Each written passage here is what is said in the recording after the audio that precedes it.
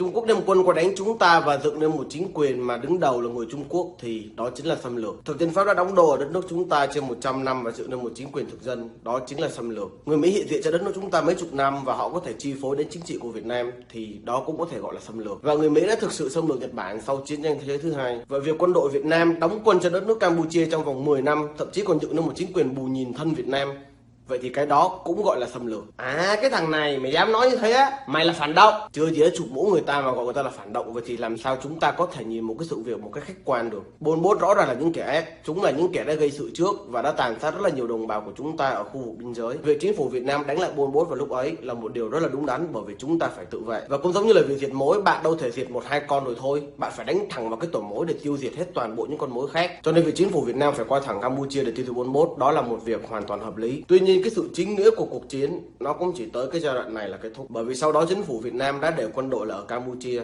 trong một thời gian rất là dài, đó chính là 10 năm. Đó là những cái chuyện mà tầm vĩ mô, còn những cái chuyện mà tầm vi mô thì sao? Tôi có nghe kể rất nhiều cái câu chuyện mà lính của Việt Nam đã đem vàng từ Campuchia về, bởi vì theo những gì họ nói thì ở Campuchia rất là nhiều vàng, nhưng mà cái người Campuchia họ cũng ngây thơ, họ cũng không biết được giá trị của cái vàng, cho nên giống như là vàng họ treo khắp nơi vậy. Hoặc là cũng có thể là họ tin tưởng người Việt Nam chúng ta. Tuy nhiên các bạn có biết ở đấy, người Việt Nam của chúng ta rất là khôn vặt, thì tại sao chúng ta có thể bỏ qua một cái cơ hội dễ dàng như vậy được? Thì cái việc này nó cũng giống như là khi mà nhà hàng xóm bị cháy ấy, thì chúng ta đã qua chúng ta phụ dập lửa, tuy nhiên chúng ta cũng đã hôi của luôn để đền bù cho cái việc mà chúng ta đã bỏ công ra chúng ta chữa cháy. Và mình cũng đã nghe một cái chuyện còn tồi tệ hơn nữa, đó chính là chính quyền Việt Nam của chúng ta đã nuôi dưỡng Pol Pot và để cho Pol Pot làm tay sai của chúng ta. Tuy nhiên sau đó tụi Pol Pot đã phản bội và chúng ta đã phải ra tay tiêu diệt tụi Pol Pot. Và toàn bộ cái sự việc ấy chúng ta phải tóm tắt như thế này, chính chúng ta là những người đã gây ra cái đám cháy nhà hàng xóm.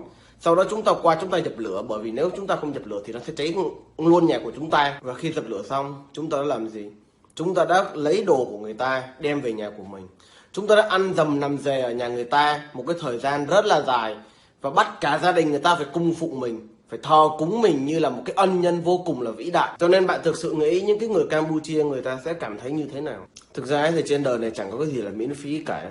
Những cái cuộc chiến trên thế giới ấy, không nhằm vì mục đích này thì cũng là vì mục đích khác. Cho nên cái vấn đề mà giải cứu cả một cái dân tộc láng giềng mà trên một cái tinh thần gọi là chí công vô tư nhất ấy, trên một cái tinh thần mà không hề có vụ lợi ấy, thì thực sự điều đó hoàn toàn không có thật. Và cái ví dụ về nhà cháy thì hoàn toàn không phải là của mình nha, mà mình lấy từ những cái comment, những cái hình minh họa của những cái bạn Campuchia. Và các bạn có thấy là họ thực sự nghĩ như thế nào về cái cuộc chiến đó, về những cái gì đã xảy ra. Và cũng có thể tất cả những cái gì mình nói là chém gió. Vậy thì các bạn hãy hỏi thực tế những người Campuchia xem họ thực sự họ nghĩ như thế nào về người Việt Nam. Đó mới là sự thực các bạn này, chứ không phải là những cái lời nói đường mật xã giao đâu. Lịch sử đã là lịch sử, vậy thì hãy trả lại sự thật cho lịch sử. Vậy thì xâm lược thì đã làm sao? Đó cũng là chuyện của quá khứ thôi. Pháp này, Đức này, Ý này, những cái nước châu Âu họ đều có đem quân qua xâm lược lẫn nhau. Và những cái nước đó họ vẫn kỷ niệm những cái ngày mà những cái người lính đã từng ngã xuống về những cái cuộc chiến tranh, hay là kỷ niệm những cái trận đánh giữa các hai quốc gia. Tuy nhiên sau đó thì sao? Họ vẫn làm ăn bình thường, họ vẫn quay lại với nhau nhưng chưa có chuyện gì xảy ra cả. Bởi vì dù sao,